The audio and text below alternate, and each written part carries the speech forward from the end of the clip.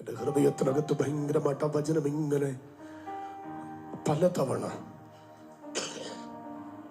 മാറി മാറി കത്താത്തരുകയാണ്. അധ്വാനിക്കുന്നവരും ഭാരം ചുമക്കുന്നവരുമായുള്ളവരെ, നിങ്ങളെല്ലാവരും എൻ്റെ അടുക്കലേക്കൊന്ന് വാ. എനിക്ക് രണ്ട് കാര്യം മനസ്സിലായതിനകത്ത്. ഒന്ന്, നിന്റെ അധ്വാനം അറിയുന്ന ഒരുവൻ നമ്മുടെ കൂടെ ഉണ്ട്. നമ്മൾ പകലന്തിയോളം ചില ദിവസങ്ങൾ അധ്വാനിച്ചിട്ട് നമ്മൾ പറയും, ആരും എൻ്റെ അധ്വാനം അറിയുന്നില്ലല്ലോ, ഞാൻ ഇത്രയും കിടന്ന് ചെയ്തിട്ടും ആരും അറിയുന്നില്ലല്ലോ. അതിന് ഒന്ന് രണ്ട് വ്യത്യസ്ത അനുഭവങ്ങൾ ആ പദത്തിനകത്തുണ്ട്. അധ്വാനം എന്ന പദത്തിനകത്ത്, തിരുവചനത്തിനകത്തുണ്ട്. എന്നാൽ ഇന്നൊറ്റ വാക്കിനകത്ത് തന്നെ നിൽക്കാം. ആരും നമ്മുടെ അധ്വാനങ്ങൾ അറിയാതിരിക്കുമ്പോൾ കഥ പറയാ, കുഞ്ഞെ ഞാനത് അറിയുന്നു. മക്കളെ, സത്യമാണ്, നമ്മുടെ പല ഭാരങ്ങളും നമുക്കല്ലാതെ മറ്റുള്ളവർക്ക് പോലും അതിന്റെ ഹെവിനെസ് മനസ്സിലാകുന്നില്ല. പക്ഷെ ഇന്ന് പകൽ അത് അറിയുന്ന ഒരുവൻ അടുത്ത് വന്നിട്ട് പറയാ, അധ്വാനിക്കുന്ന കുഞ്ഞെ, നിന്റെ അകത്ത് ഭാരമുണ്ടല്ലേ, ശാരീരിക ഭാരമുണ്ട്, മാനസിക ഭാരമുണ്ട്, സാമ്പത്തികമായ വലിയ ഭാരമുണ്ട്.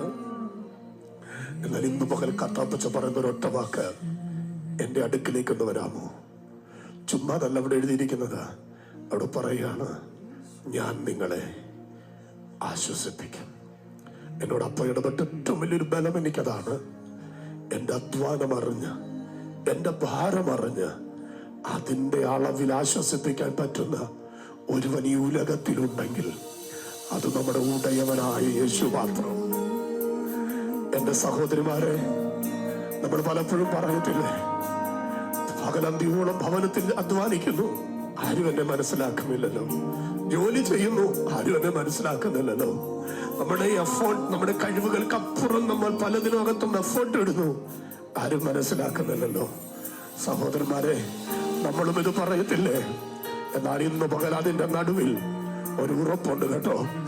മനുഷ്യൻ അറിയത്തില്ലേ, അറിയുമോ, എനിക്ക് അത് വിഷയമല്ല. പക്ഷെ അറിയുന്ന ഒരുവൻ ഇതിനകത്തുണ്ട്. ഉള്ളം തേങ്ങുന്നത് അറിയുന്ന ഒരുവൻ ഇതിനകത്തുണ്ട്. മനസ്സ് ഞരങ്ങുന്നത് അറിയുന്ന ഒരുവൻ ഇതിനകത്തുണ്ട്. ആ കർത്താവിനെ ഒന്ന് ആരാധിക്കാൻ പറ്റുമോ മക്കളെ? ആ കർത്താവിനൊന്ന് നന്ദി പറയാം.